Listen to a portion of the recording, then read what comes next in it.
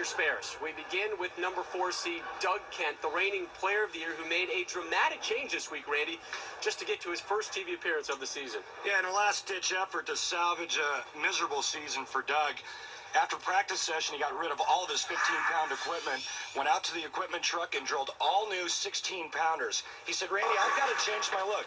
All of a sudden, he started to see some different pin carry, got some confidence, and now he's positioned to win his 4th major.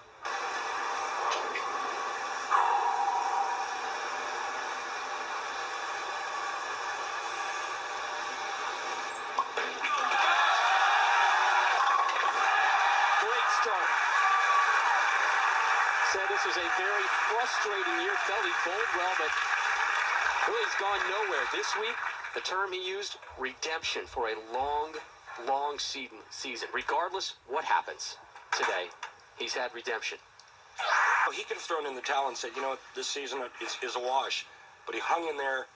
He persevered. That's why he's a great champion. The thought of throwing in the towel this week crossed his mind more than once. He was telling us, you know, he said, I got nothing to lose. Let's change to 16 pounds. I'm bowling horrendously. Let's try and mix it up. Strike, spare to start for Kent.